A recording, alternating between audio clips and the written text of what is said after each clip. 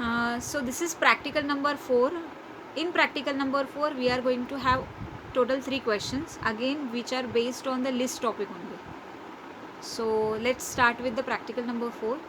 So practical number 4, first question is write a program that takes two lists and return true if they have at least one common member.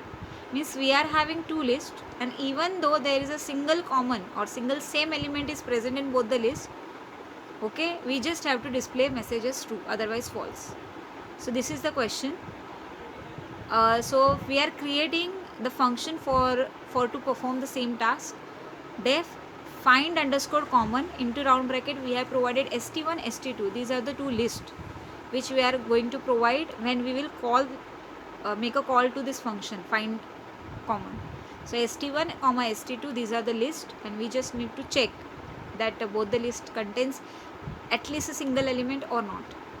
Then we are having one more variable, that is res equal to false.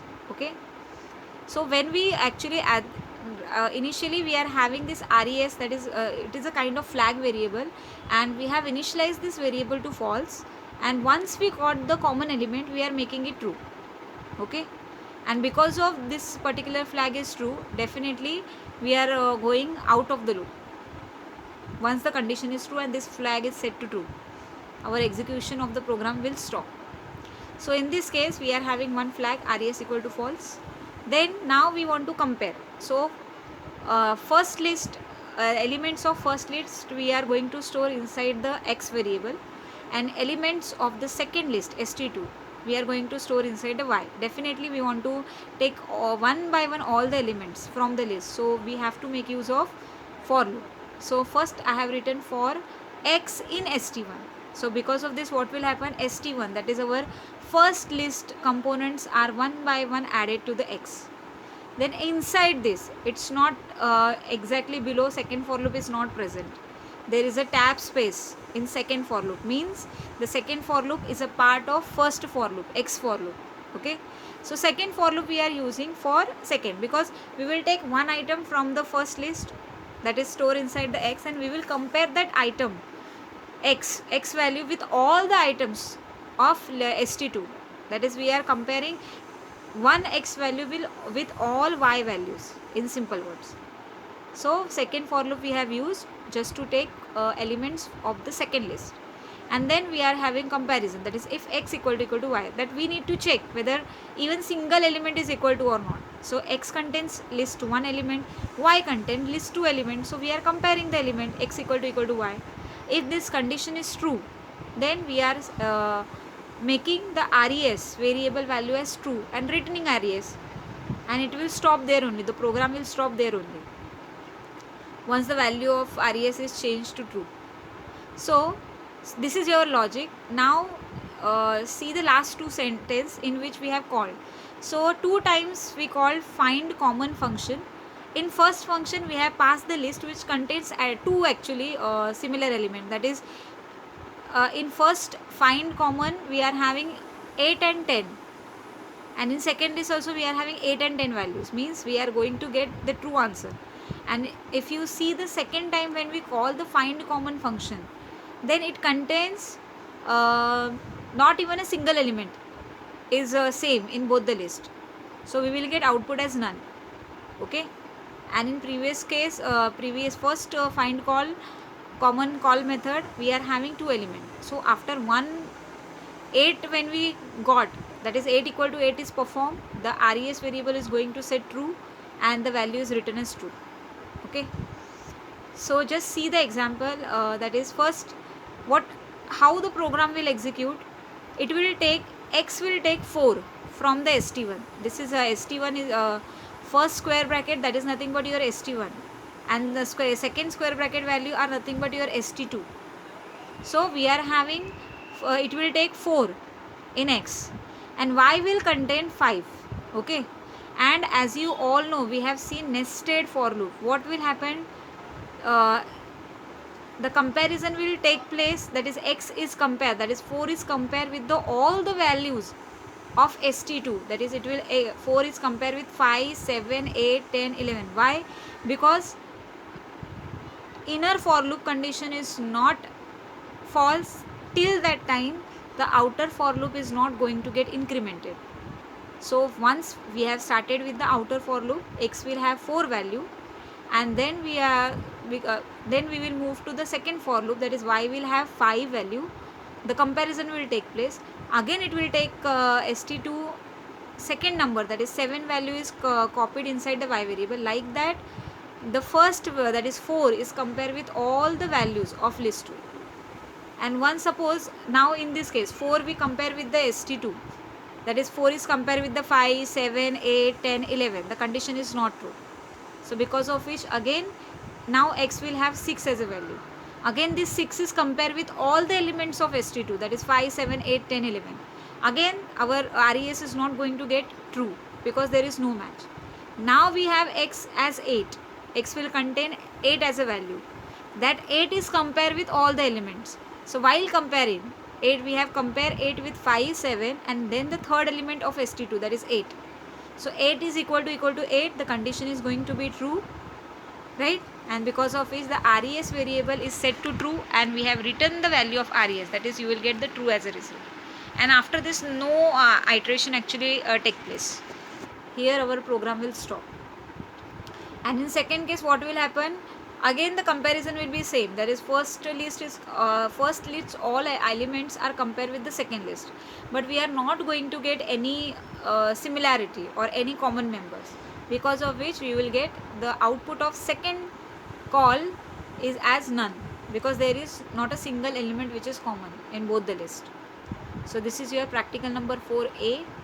I hope this is clear to you.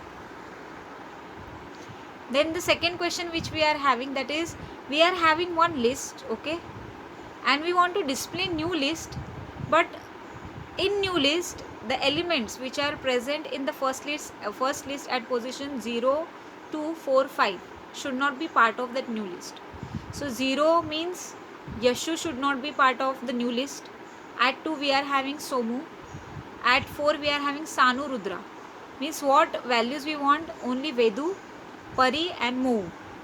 These 3 elements from the list we want to be a part of new list after removing the elements which are present at the index number 0, 2nd, 4th, 5th. So now actually they try to perform this program in very simple manner, or we have seen the methods with the help of which we can remove the elements from the list, right? So out of that particular method we have seen, I think remove method we are having. So we can make use of remove method 4 times. That is just write down name dot remove into round bracket within double quotes Yashu. Index wise also if you want to remove, so for that also we are having option, that is pop method is there, okay, or del keyword we can use, and remove all the elements at the position 0, 2, 4, 5th, and then print the list, that is name, after removing all these 4 elements. But if we are writing that, then the list initialization, then 4 times we have to make use of any removing method. So total 5 lines and print, that is total 6 line program it will be, okay. But that program 6 line program can be converted into 3 lines with the help of this, but the logic is a little bit complicated, or it is not easy to remember. So from my side I am explaining this program also because it is present in your book, but you can make use of or you can create this program in simple manner also, with the help of remove method, or with the help of pop method, or with the help of del keyword. Just remove the elements which are present at the position 0, 2, 4, 5 and then print the list. Or you can make use of this program also if it is easy for you to remember. So here first sentence is we are having one list name. Then in new list, that is name equal to within square bracket what I have written, x for into round bracket I comma x in enumerate into round bracket name. So here we will see the half portion, that is from if we are going to see later enumerate name. Because of this what will happen, enumerate is a function which contains we can say that set of values. So enumerate will have will give you the I comma x. I stands for index number. So I variable will give you index number, and x is nothing but the value at present at that particular index number. So because of enumerate, the one by one value will be stored inside x, but which value is stored? according to the index number. Means after writing this sentence x for I comma x in enumerate of name, we have written if I not in 0, 2, 4, 5. Means once we start with the first execution, we will be having 0 element, that is I value 0. First it is checked, that is 0 not in the list which we have provided, but 0 is present, right? So it is not added into the enumerate. Then we will be having next element, that is 1. So I value is 1. 1 not in the list or the specified list. So yes, the condition is true. So because of this condition, now enumerate will pass the value 1 to the I and its respective value, that is Vedu. So now the for I comma x is having 1 comma Vedu as a value, and then we are printing what? We are adding what? X. So Vedu is added to the list. Similarly, now next like that we will be having iterations. As we all know that the Python is very smart language, it will perform the iteration automatically. So the and why it is iteration? Because we have used for loop. So the next value will be 2. Value of I will be 2. So 2 not in our list, so no, 2 is present, so condition is false, so it is not going to add inside the enumerate. Okay, so like that, one by one items value of I is taken from the list, it is checked. It should not be part of the specified list, because we don't want the elements which are present at 0, 2, 4, 5. Actually they clearly specify that remove. So this is, in this case, this is one kind of removal also, that is we have not added the items which are present at this index by writing if, that is we are checking the existence of I item. So like that you will get the output, that is Vedu per remove. Or I think with the help of remove method or with the help of pop method, it is much more easier, even though we have to write 6 lines, but that is better, that is easy to remember actually other than this. So enumerate function we have used. Enumerate function is nothing but contains the set of values along with the index number and the value. Okay. Then the last program, it is very easy. We have to copy one list to another. So we can make use of copy method or list method. So in this program they have used list method.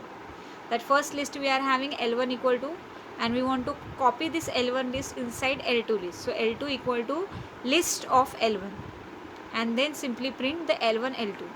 If your L2, if we are getting the output or the elements of L2 similar to L1, means the copy is properly done.